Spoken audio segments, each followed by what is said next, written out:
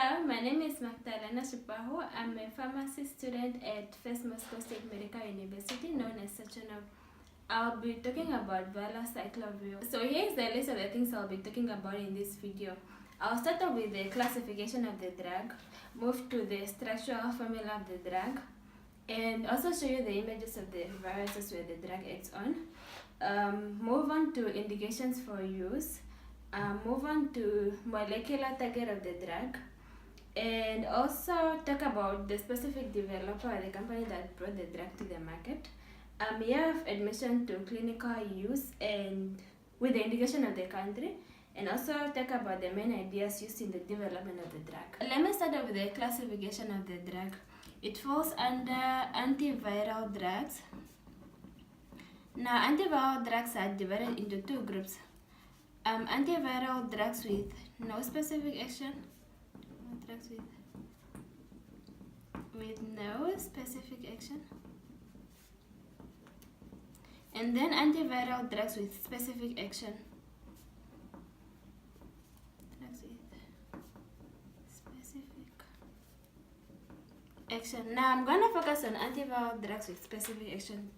Okay, so antiviral drugs with specific action has so many other groups, but I'm gonna focus on the group of antiherpetic drugs, and that's where drug Valacyclovir falls under.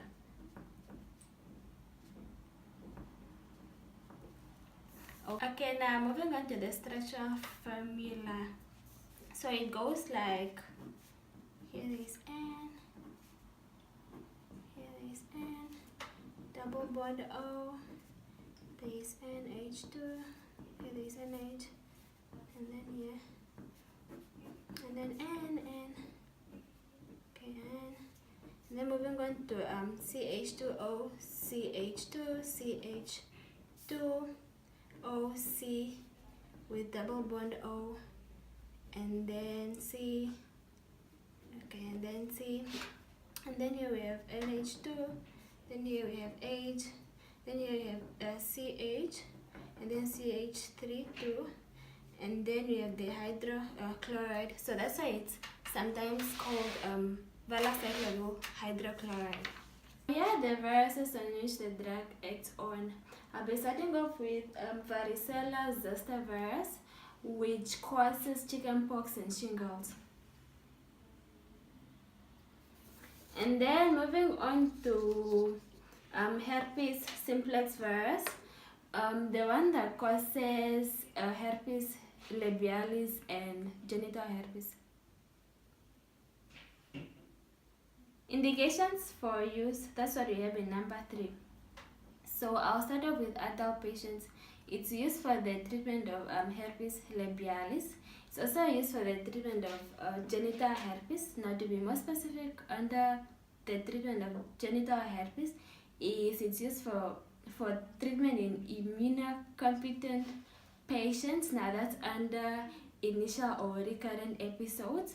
And then it's also used for suppression in immunocompetent or HIV-1 infected patients, and it's also used for reduction in transmission. And the last point is it's used for the treatment of herpes zoster in immunocompetent patients. So now let me move on to pediatric patients. It's used for the treatment of herpes labialis in pediatric patients that are aged greater than or equal to 12 years.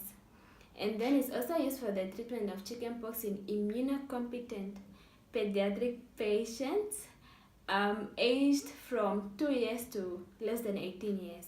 So in number 4, we have the molecular target of the drug. So let me break it down for you. We have acyclovir, which is the active ingredient in our drug.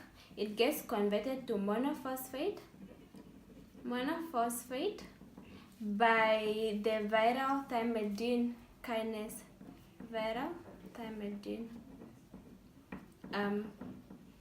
kinase, and then the monophosphate is converted to triphosphate, which is the active form that inhibits viral DNA polymerase. So basically it's just a DNA polymerase inhibitor. So in number 5 we have name of the specific developer, the name of the company that brought the drug to the market. So the drug was brought to the market by GlaxoSmithKline, and the year of admission was 1995, and the country was the United States of America. The main ideas used in the development of the drug. So when it comes to antihepatic drugs,